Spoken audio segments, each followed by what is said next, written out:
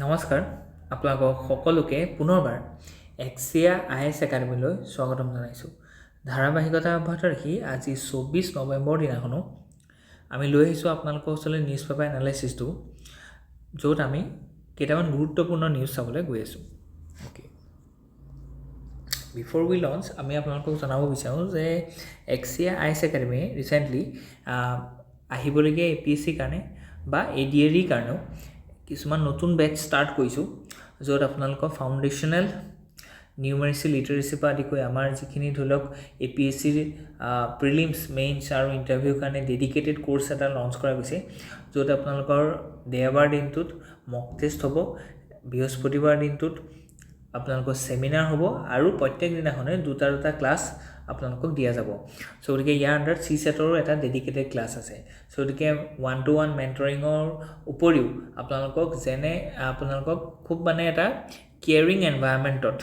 আপোনালোকক চিভিল ছাৰ্ভিচৰ সকলোবিলাক কনচেপ্টৰ ওপৰত ইন্ট্ৰডিউচ কৰা হ'ব। চ' গতিকে ইয়াৰ উপৰিও ADAR কাৰণেও আমাৰ তেনেকুৱা ডেডিকেটেড বেচ এটা ষ্টাৰ্ট কৰিছোঁ। ইয়াৰ ৰিগাৰ্ডিং যদি আপোনালোকক কিবা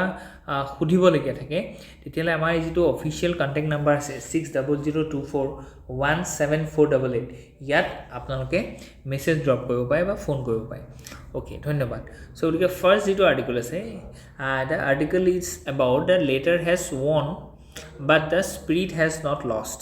অ'কে, চ' গতিকে এই আৰ্টিকলটোত কিহৰ কথা কোৱা গৈছে, ৰিচেণ্টলি যিটো 5 জাজ bench headed by the BR Gavai, যিজনে এই ৰিচেণ্টলি কালি কি কৈছে যে নিজৰ যিটো চিফ জাষ্টিচ অফ ইণ্ডিয়াৰ টেনিয়ৰ আছে সেইটো শেষ কৰিছে আৰু এতিয়া Suryakanta justice Suryakant now become the chief justice of India. So' গতিকে ইয়াত সেই 5 জাজেছ বেঞ্চে কি ক'লে, তেওঁলোকে ক'লে যে যিটো মানে ছুপ্ৰিম কোৰ্টৰ আৰ্লিয়াৰ যিটো এটা জাজমেণ্ট আছিলে যে গভৰ্ণৰে ষ্টেট লেজিছলেটিভ এছেম্বলিয়ে পাছ কৰা বিল এখন উইদিন 3 months, এমাহ বা মেক্সিমাম 3 মাহৰ ভিতৰত তেওঁলোকে কি কৰিব লাগিব, এষ্টেণ্ড কৰিব লাগিব, নহয় ৰিজেক্ট কৰিব লাগিব, কিবা নহয় কিবা এটা ষ্টেপ ল'ব লাগিব। এই যিটো এটা জাজমেণ্ট আছিলে, সেই জাজমেণ্টটোৰ কমপ্লিট ৰিভাৰ্ছ এটা জাজমেণ্ট তেওঁলোকে দিলে। তেওঁলোকে ক'লে যে we have to maintain the basic principles of separation of power, যিটো SR বোমাই কেছতো ছুপ্ৰিম কোৰ্টে কৈছে যে separation of power is a basic structure. So' গতিকে এই যিটো জাজমেণ্ট আছিলে, এই জাজমেণ্টটোৱে বেচিক ষ্ট্ৰাকচাৰ ডক্ট্ৰিনটোক বা ছেপাৰেশ্যন অফ পাৱাৰটো কি কৰিছিলে, শেক কৰিছিলে। কাৰণ কি এতিয়া লেজিছলেটিভ এছেম্বলিয়ে পাছ কৰা এখন বিল গভৰ্ণৰে কেতিয়া চাইন কৰিব সেইটো জুডিচিয়াৰীয়ে কেনেকৈ ডিচাইড কৰিব পাৰে, বুজি পাইছেনে? চ' গতিকে জুডিচিয়াৰীয়ে যদি এক্সিকিউটিভৰ ওপৰত যদি মাত মাতে, তেতিয়াহ'লে জুডিচিয়াৰী যদি লেজিছলেটিভ পাৰফৰ্মেঞ্চৰ ওপৰত মাত মাতে বা তাৰ যদি ৰেঞ্জ ঠিক কৰে, তাৰ যদি পাৰভিউ ঠিক কৰে, তাৰ যদি টাইমলাইন ছেট কৰিবলগীয়া হয়, তেতিয়াহ'লে সেইটো ছেপাৰেশ্যন অফ পাৱাৰটোক ব্ৰিজ কৰা হ'ব। চ' গতিকে সেই যিটো এটা তেওঁলোকে এটা এইটো ক'বলৈ গ'লে এইটো এৰনাছ এটা ভাৰ্ডিকে আছিলে। সেই ভাৰ্ডিকটো তেওঁলোকে ৰিকাৰেক্ট কৰিলে বা তেওঁলোকে এটা বেলেগ ধৰণৰ প্ৰিন্সিপল দিলে। কাৰণ কি সেই ভাৰ্ডিকটোৰ সময়ত তেওঁলোকৰ প্ৰিন্সিপলটো আছিলে যে গভৰ্ণৰ ৰোলটো কি, একচুৱেলি গভৰ্ণৰ ৰোলটো হৈছে যে লেজিছলেটিভ এছেম্বলিয়ে পাছ কৰি দিছে, গভৰ্ণৰে পাছ কৰিব লাগে, গভৰ্ণৰে এছেণ্ট কৰিব লাগে, the bill has to be turn into a act with a proactive or with a timely initiative of the execution of the governor. कारण कि governor is not a agent of center, he is a facilitator of this state legislative assembly. সেইটো আসলে তেওঁলোকৰ পাৰ্সপেক্টিভ বা সেইটো তেওঁলোকৰ আইডিঅলজি। তাৰ through the তেওঁলোকে কি কৈছিলে, এই যিটো টাইমলাইন আছিলে টাইমলাইনটো দিছিলে। কাৰণ কি একচুৱেলি কি দেখিছিলোঁ যে কেৰেলা হওক তামিলনাডু হওক তেওঁলোকৰ 60-16খন বিল কি হৈছে, পেণ্ডিং হৈ আছে। আৰ্টিকল 200ৰ ইউজ কৰি পেলাই গভৰ্ণৰে কি কয়, প্ৰেচিডেণ্টৰ ৰেফাৰেঞ্চৰ কাৰণে তেওঁলোকে স্পেয়াৰ কৰি থৈ দিব পাৰে বা বহুতকেইখন বিল আপোনাৰ ধৰি লওক 6-7 মাহলৈকে কি হৈছে, কোনো ধৰণৰ ইনিচিয়েটিভ নোলোৱাকৈ, গভৰ্ণৰে কোনো ধৰণৰ ষ্টেপ নোলোৱাকৈ এইখিনি পৰি আছে, যিটোক আমি কৈছিলোঁ যে গভৰ্ণিটৰিয়েল পেণ্ডেঞ্চি বা চিটিং। কিন্তু এই যিখন নতুন যিটো জাজমেণ্ট আহিলে, এই জাজমেণ্টটোত কি কৈছিলে যে ruled out the courts cannot impose fixed timeline or one size fits all deadline on the governors or president for acting on bills. So গতিকে কোৰ্টে হেতু ডিসাইড কৰিব নোৱাৰে বুলি ক'লে কেলে কাৰণ কি সেপাৰেশন অফ পাৱাৰটোক এবাৰ সুপ্ৰিম কোৰ্টে প্ৰায়োৰিটি দিছে আগতে প্ৰায়োৰিটি দিছিলে লেজিসলেটিভ এফিচিয়েন্সি আৰু গভৰ্ণৰৰ role as a facilitator of state legislative assembly এতিয়া তেওঁলোকে আকৌ প্ৰায়োৰিটি দিছে যে the separation of power okay so গতিকে priority wise judgment আৰু priority wise interpretation to বেলেগ বেলেগ হয় ইয়াত কোনো এটা judgment erroneous বুলি আজি দিনত আমি ক'ব নোৱাৰো কৈছো যদিও ভুল কোৱা হ'ব যে erroneous নহয় actually priority কোনটো হয় বা কোনটো বস্তু তেওঁলোকে more emphasis কৰিছে okay so গতিকে it rejects that deemed assent deemed assent মানে তেওঁলোকে এনেকুৱা আছিল যে 3 মাহৰ ভিতৰত যদি তেওঁলোকে বিলখন পাস নকৰে তেতিয়ালে এখন নিজে নিজে পাস হৈ যাব বুজি পাইছানে যে প্ৰেসিডেন্টৰ সিগনেচাৰ নোহোৱাগে এখন bill the turns into act after the crossing of this barrier বা টাইমলাইন বুজি পাইছানে সো গতিকে automatic approval after a judicially fixed period as antithetical to the separation of power a basic structure doctrine jitu ami kolu je jitu kiho under asle SI bomar case under by repeated judgment ot ekhini kotha koa goisile je role of the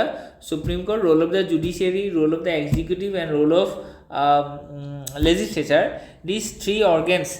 are separated jodio temlokor majot interconnection ase kintu they believe in a separation of power বুজি পাইছেনে যেটো মন্টেস্কিউ কথা কৈছিলে কিন্তু strict সেপাৰেশন of power নহয় কিন্তু সেপাৰেশন of পাৱাৰটো এটা মিনিমাম এটা থিন লাইনত তেওঁলোক এপ্ৰিশিয়েট কৰে so this preserves the constitutional text the silence on the timelines and preventing judicial usurpation of executive function so এটা governor is a part of executive এটা executive function ওপৰত জুডিশিয়াৰিয়ে মাত মাতিব নোৱাৰে সেই যেটো এটা আমাৰ অৰিজিনাল টেক্সটখনত যেটো আমি দেখিছিলো কাৰণ কি অৰিজিনাল যেতিয়া আমাৰ কনস্টিটিউশনখন বনাইছিল তেতিয়াই ধৰিলক এটো টাইমলাইন দিব পাৰিলেহেঁতেন কিয় তেওঁলোকে টাইমলাইন দিয়া নাই তাৰ অৰ্থটো হৈছে এটো যে সেই ধৰণৰ এটা মানে গভৰ্ণৰৰ এটা ডিসক্ৰিপশনাল পাৱাৰ বা গভৰ্ণৰৰ ওচৰত সেই এটা অটোনমি এটা দিছে এনজয় মানে এটা টাইমলাইন এটা দিছে যে তেওঁলোকে মানে ধৰিলক তেওঁলোকৰ নিজৰ হিচাপত এখন বিল তেওঁলোকে স্ক্ৰুটিনি কৰি সেই বিলখন পাস কৰিব পাৰে তাৰ কোনো ধৰণৰ টাইমলাইনৰ কোনো কনসেপ্ট নাই যে কিমান দিনৰ ভিতৰত দিব লাগিব আৰু যদি সেই টাইমলাইনৰ ভিতৰত নিদিয়ে হেতু অটোমেটিক্যালি পাস হৈ যাব এনেকুৱা ধৰণৰ অৰিজিনাল টেক্সটখনত নাছিল সো গতিকে আমি সেই অৰিজিনাল টেক্সটৰ যেটো কনটেক্সট আছিল বা যেটো এটা আইডিয়া আছিল হেতুলে আমি ঘুৰি গৈছো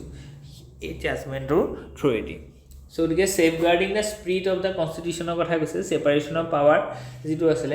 বা জুডিশিয়াল ৰিভিউটো লিমিটেড হয় আনলিমিটেড জুডিশিয়াল ৰিভিউ নহয় যদি আনলিমিটেড জুডিশিয়াল ৰিভিউটো প্ৰ্যাকটিছ কৰিবলৈ হয় তেতিয়া বাকি কিটা অৰ্গানাইজেচনৰ দৰকাৰ নাই মানে the judiciary can participate in the executive judiciary can take role as a legislative body so the judiciary will emerge as a super super character বা সুপাৰ স্ট্ৰাকচাৰ বুজি পাইছে নে সো জি সাব স্ট্ৰাকচাৰ বিলাক control কৰিব so গতিকে সেই ধৰণৰ বস্তু পা আতৰি থাকিব কাৰণে লিমিটেড জুডিশিয়াৰি কথা কোৱা গৈছে সো গতিকে এই জাজমেন্ট ৱে জুডিশিয়াৰি ৰোলটো যে লিমিটেড হয় সেইখিনি কথা ইয়াত কোৱা গৈছে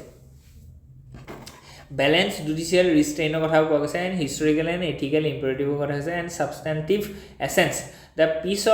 the peace celebrates the verdict as a victory over the constitutional equilibrium neither side the center appointed governors versus the elected state governments win outright it warns against the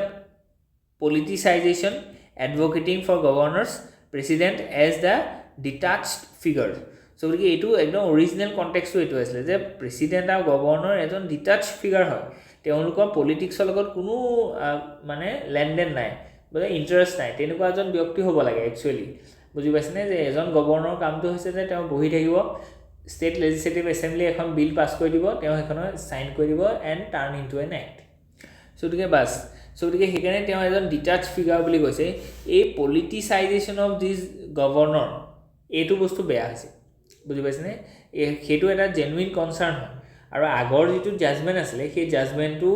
সেই politicisation of the governor's role which is dictated by the center and which imposing a lot of restrictions upon the states tar birudhe asile actually that has set a specific timeline হেকানে 3 মাহৰ এটা specific timeline দিছিলে আৰু যদি হেতু breach কৰিলে it will turn into a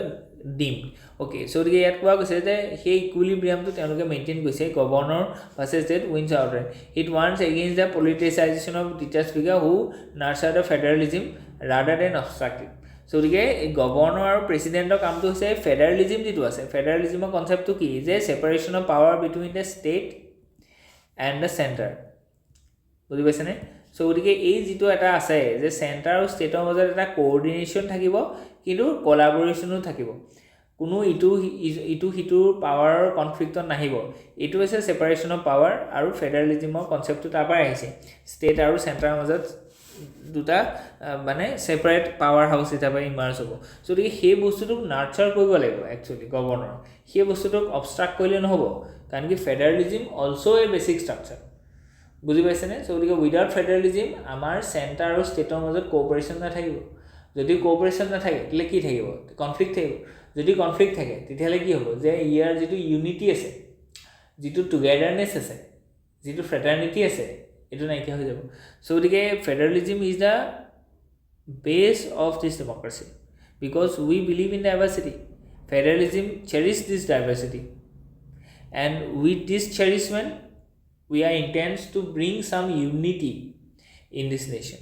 so gotike prothomote diversity tuk ami cherish koribo lagibo diversity tuk jodi ami cherish koru tetihale he unity tu hobo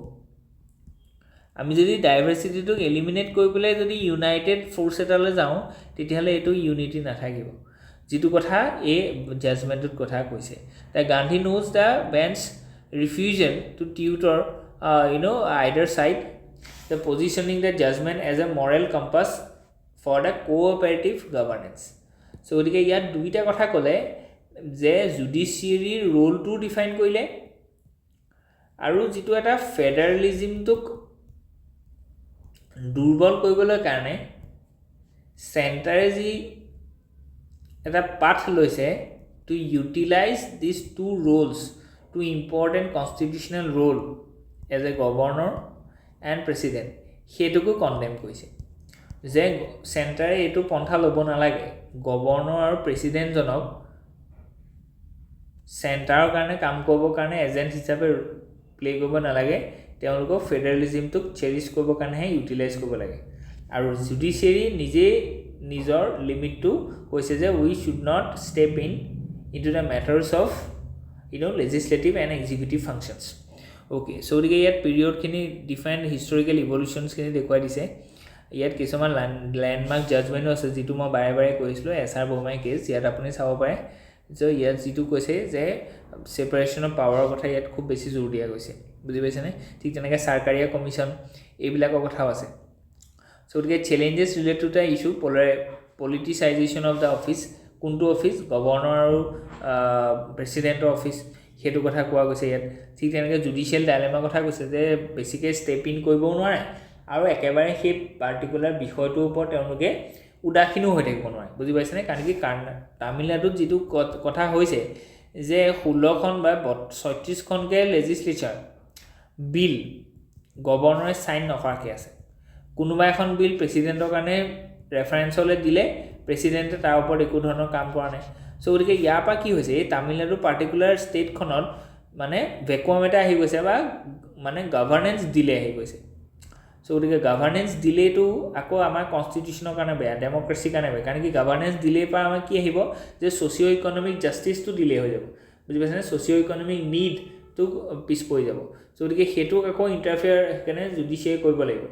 এই জুডিশিয়াৰী ইন্টাৰফেয়াৰ কৰিছে কিন্তু জুডিশিয়াৰী ইন্টাৰফেয়াৰ কৰিলে আকৌ সেপাৰেশন অফ পাৱাৰটো নাইকিয়া হৈ যাব সো গতিকে হেতু এটা ডাইলেমা সো কেনেকৈ বেলেন্সটো মেইনটেইন কৰিব সো এই জাজমেন্টত এটা বেলেন্সৰ আমি দেখা পাইছো হেকানে 5 বেঞ্চ জাজটো লাগে সো আগতে যেটো জাজমেন্ট দিছিলে এটো 2 বেঞ্চ জাজ আছিলে এটো 5 জাজ বেঞ্চ সো গতিকে 5 জন জাজে এটা ম্যাচিউৰ জাজমেন্টৰ ফালে গৈছে কিন্তু প্ৰ্যাকটিক্যাল পোলাৰাইজেশনটো কমিব লাগিব নহলে আকৌ এই ইস্যুটো ইভলভ হ'ব okay let's move ahead okay second কেসটো হেখিনি কথাকে কৈছে তো এই কেসটো এখিনি কথাকে এই জাজমেন্টৰ ওপৰতে আছে যে আৰ্টিকল 143 ইউজ কৰি পেলাই the core argument is that the opinion given by the Supreme Court in a presidential reference does not technically overrule a previous judgment. Instead, it lays down the law and clarifies that a previous legal interpretation might have been incorrect. So, the main conflict to June 8 judgment to asle য'ত তেওঁলোকে কৈছিলে যে 3 মাহৰ ভিতৰত দিব লাগিব আৰু নৱেম্বৰ 20 কি কৰিলে এই 5 জন বেঞ্চে এইটো বস্তু কন্ট্ৰাডিক্ট কৰিছে বুজিছানে কৈছে যে কোনোবা এটা ফিক্স টাইমৰ ভিতৰত কাম কৰিবই লাগিব বুলি জুডিচিয়াৰিয়ে ক'ব নোৱাৰে কাৰণ কি ওৱান সাইজ ফিটস অল এটো হ'ব নোৱাৰে সো গতিকে তেওঁলোকে এটো ৰেকমেন্ড কৰিছে যে ৰিজনেবল পিৰিয়ডৰ ভিতৰত যাতে গভৰ্ণৰ আৰু প্ৰেসিডেন্টে কাম কৰে কৈছে যে ৰুটিন বিলৰ কাৰণে এমাহৰ ভিতৰত আৰু কমপ্লেক্স বিলৰ কাৰণে 3 বা 4 মাহৰ ভিতৰত গভৰ্ণৰে কাম কৰাটো তেওঁলোকে এপ্ৰিচিয়েট কৰিব সো গতিকে তেওঁলোকে সেপাৰেশন অফ পাৱাৰটো জোৰ দিছে আৰু লিমিটেড জুডিচিয়াৰি তেওঁলোকে কি কৈছে ফলো কৰিছে এইখিনি বস্তুকে আপোনালোকৰ এই আৰ্টিকলটো এক্সটেন্ড হৈছে ওকে লেটস ওকে নেক্সট যেটো আৰ্টিকল আছে ইট ইজ এবাউট কপ 30 যেটো এগিনত আহি থাকিব কাৰণ কি কপ 30 ৰিসেন্টলি শেষ হৈছে ওকে সো কপ 30 যেহেতু শেষ হ'ল সো গতিকে কপ 30 ৰিলেটেড কি কেনেকুৱা আউটকাম চাইছে এইখিনি বস্তু আপোনালোকৰ একদিন আহি থাকিব পাৰে ঠিক আছে আৰু এটো বস্তু আপোনালোকৰ কাৰণে ইম্পৰ্টেন্ট হয় নেক্সট কপ কোড হ'ব বা এই কপখনৰ কি থিমস আছিল এইখিনি বস্তু আপোনালোকে মনত ৰাখিব ঠিক আছে ইয়া প্ৰেসিডেন্ট কোন আছিল হি ইজ দা প্ৰেসিডেন্ট হয়নে সো গতিকে এতিয়া এডাপ্টেশন মেথড হে তেওঁলোকে লৈছে বুলি কৈছে এটা ক্লাইমেট চেঞ্জ হৈছে হয়নে কপ মানে এটো UNFCC এ পাতে United Nations framework convention for climate change এটা ক্লাইমেট চেঞ্জৰ কাৰণে দুটা প্ৰক্ৰিয়া দুটা উপায় আছে ক্লাইমেট চেঞ্জটো নাইকিয়া কৰিব কাৰণে এটা হৈছে এডাপ্টেশন আৰু এটা আছে মিটিগেশন এটা মিটিগেশন মানে আছে যে কজ অফ দা যেটো কজ আছে cause of climate change Hetuk নাইকিয়া কৰা এলিমিনেট কৰা যেনে ফসিল ফুয়েলছ অফ বাৰ্নিং টু কমোৱা হেতু মিটিগেশন হ'ব কিন্তু ফসিল ফুয়েলছৰ বাৰ্নিংৰ ক্ষেত্ৰত একো নকৈ পেলাই যদি আমি ক্লাইমেট চেঞ্জৰ যিমান বিলাক ৰিজাল্টস বা যিবোৰ কনসিকুৱেন্সেস আছে সেইবিলাকৰ লগত কেনেকৈ মুকাবিলা কৰিব পাৰিম যেনে ধৰি এটা ক্লাইমেট চেঞ্জ হোৱাৰ কাৰণে গ্লেচিয়াৰ লেক বাৰ্ন হৈছে গ্লেচিয়াৰ লেক বাৰ্ষ্ট হৈছে বা গ্লোবেল ধৰিলক ওচিন সি লেভেল ৰাইজ হৈছে সাইক্লোন বেছি আহিছে সোদিকে ডিজাস্টাৰ বেছি হৈছে সোদিকে এই ক্ষেত্ৰত আমি যদি এনেকুৱা কওঁ যে কোএলিশন ফৰ ডিজাস্টাৰ ৰেজিলিয়েন্স ইনফ্ৰাষ্ট্ৰাকচাৰ এটা ডিজাস্টাৰ ৰেজিলিয়েন্স ইনফ্ৰাষ্ট্ৰাকচাৰ বনাইছো হেতু আমাৰ কম কি এডাপ্টেশন হয় বুজি পাইছেনে যে আমি কি কৈছো যে কজটো একো কৰা নাই কিন্তু সেই কজৰ কাৰণে যিখিনি ৰিজাল্ট হ'ব বা কনসিকুৱেন্স হ'ব সেই কনসিকুৱেন্সখিনি যাতে আমাৰ কাৰণে অলপ কম হয় বা তাৰ যাতে ইন্টেন্সিটিটো কমে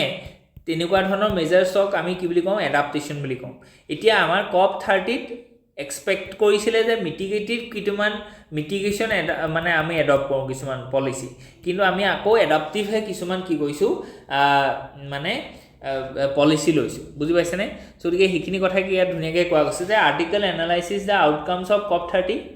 held in Belém Brazil the central themes shifted from the mitigating the stopping the climate change to adapting to it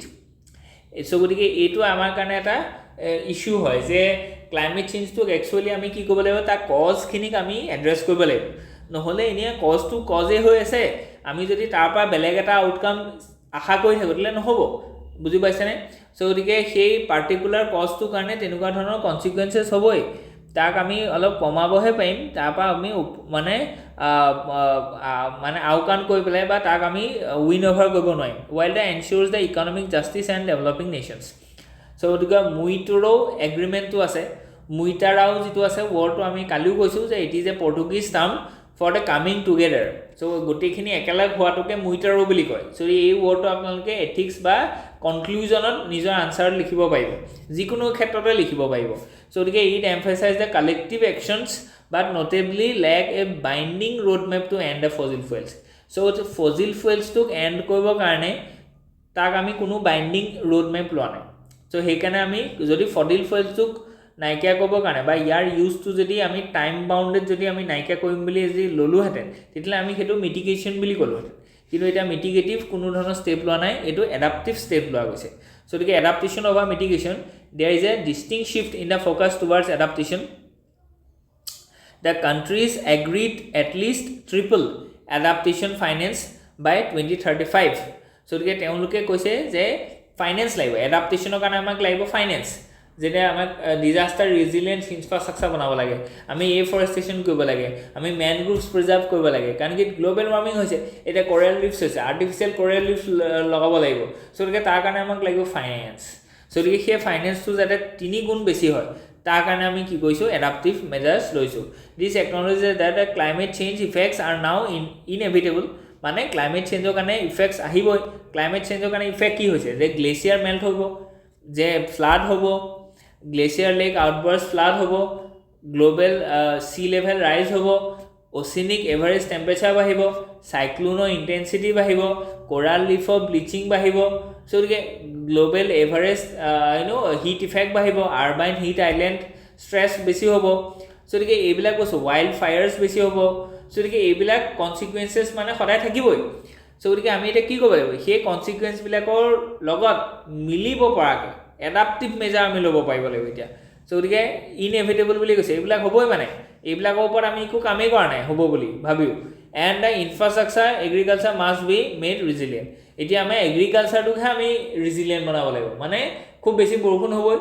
বা খুব বেছি খৰাং হ'বই আমি এনেকুৱা ধৰণৰ প্লান্ট ৰুব লাগিব যিখিনি হৈছে কি যে ড্ৰট ৰিজিলিয়েন্ট যেনে আমি মিলেট লৈছো সো এতিয়া খৰাং হ'বই মানে বুজি পাইছে সো ইউ মাষ্ট এডাপ্টিভ কি যে আমি এসি লগাইছো হেতু আমাৰ এডাপ্টিভ হয় বাহিৰলৈ গ'লে খুব বেছি গৰম হয় কিন্তু আমি এসিত থাকিম এতিয়া সো হেতু জানো পাৰ্মানেন্ট সলিউশন হ'ব নহ'ব কাৰণ কি যাৰ ওচৰত নাই তেতিয়ালে কি কৰিব তেওঁলোকে বুজি পাইছে নে ওকে সো জাস্ট ট্ৰানজিশন মেকানিজমৰ কথা কোৱা গৈছে যে আমি লাহে লাহে মানে যে যিখিনি ডেভেলপিং কান্ট্ৰি আছে সেই ডেভেলপিং কান্ট্ৰিখিনিয়ে যেটো ফসিল ফুয়েলছ বা ৰিনিউৱেবল এনাৰ্জিলে যেটো জাপ মাৰিব হেতু লাহে লাহে মাৰিব তেওঁলোকে বুজি পাইছে নে কিন্তু যিখিনি ডেভেলপিং কান্ট্ৰি আছে আৰু কি ডেভেলপ কান্ট্ৰি আছে ইউএছ হক ইউৰোপিয়ান ইউনিয়ন হক জাপান হক এইখিনিয়ে এই শিফটটো ইমিডিয়েট কৰিব লাগিব সো গতিকে হেতু হৈছে জাস্ট ট্ৰানজিশন কাৰণ কি তেওঁলোক বেছি ইকুইপড হয় তেওঁলোকৰ ওচৰত টেকনলজি আছে তেওঁলোকৰ ওচৰত নলেজ আছে সো গতিকে they must take the role leading role আৰু ডেভেলপিং কান্ট্ৰি বিলাকক আপুনি কেতিয়াও তেনেকে টাইম বাউন্ডেড কৰিব নোৱাৰে যে তোমালোকে বাই 2070 ভিতৰত কৰিবই লাগিব তেওঁলোকৰ ওচৰত পইচা নাই তেওঁলোকৰ ওচৰত ডেভেলপমেন্টাল প্ৰেছাৰ বেছি আছে পপুলেশন বেছি আছে ৰেসপন্সিবিলিটি বেছি আছে তেওঁলোকে এই ফসিল ফুয়েলছটোক বাৰ্ন নকৰাকে থাকিব নোৱাৰে এইটো কাম আৰম্ভ কৰিব কোনে এই ডেভেলপ কান্ট্ৰিখিনি সো গতিকে হেতুকে আমি কৈছো জাস্ট ট্ৰানজিশন জাস্ট মানে হৈছে কি যে জাস্টিস বা ইকুইটি যাৰ যেতিয়া দৰকাৰ হ'ব তেনেকে আমি কামটো কৰিম ট্ৰেড এণ্ড ক্লাইমেটৰ কথা কোৱা গৈছে এণ্ড ফাইনেন্সিয়েল কনটেক্সটৰ কথা কৈছে 300 বিলিয়ন ৰুপিজৰ এনুৱেল ফাইনেন্স প্ৰভাইড কৰিব লাগিব বুজি পাইছে নে তেতিয়াহে নিউ কালেক্টিভ কোৱান্টিফাইড গোলখিনি আমি কমপ্লিট কৰিব পাৰিম যেটো আমাৰ বাকো 20 COP29 ত লোৱা গৈছিল সো গতিকে আমাৰ হেতু এইম কৈছে যে বাই 2035 আমাক 1.3 ট্ৰিলিয়ন ৰুপিজ লাগিব সো তাৰ কাৰণে ডেভেলপ কান্ট্ৰি বিলাকে কি কৰিব লাগিব এসিষ্ট কৰিব লাগিব লিডিং ৰোল প্লে কৰিব লাগিব এতিয়া ইউএসএ উইথড্ৰ হৈ দিছে সো গতিকে এই 1.3 ট্ৰিলিয়ন কোনে দিব তেতিয়ালে যদি ইউএসএ উইথড্ৰ কৰি দিয়ে কাৰণ কি US economy is 30 trillion economy আজিৰ দিনত অলমোস্ট সো গতিকে এতিয়া ইউএসএ যদি ফান্ড প্ৰভাইড নকৰে লে ইউৰোপিয়ান ইউনিয়নে অকল ফান্ড প্ৰভাইড কৰিলে নহব জাপানে অকল ফান্ড প্ৰভাইড জাপানৰ ইকোনমিটো হৈছে 5 ট্ৰিলিয়ন মাত্ৰ বুজি পাইছে নে আৰু কি 4 ট্ৰিলিয়ন যেটো আমি সাৰপাস কৰিলো 3.5 ট্ৰিলিয়ন মানে সো গতিকে 3.5 ট্ৰিলিয়নে আমাক ফান্ড প্ৰভাইড কৰিলে নহব আমাক এই 30 ট্ৰিলিয়ন ইউএস ইকোনমিটো আমাক লিডিং ৰোল ল'ব লাগিব বুজি পাইছে নে সেই ক্ষেত্ৰত আমি কেনেকুৱা ধৰণে ইনিশিয়েটিভ লম হেতুৱে একচুয়ালি চাবলগীয়া হ'ব সো আজি কাৰণে ইমানেই আছে হোপ ইউ এনজয় ইয়াত যদি কিবা থাকে please let us no in a comment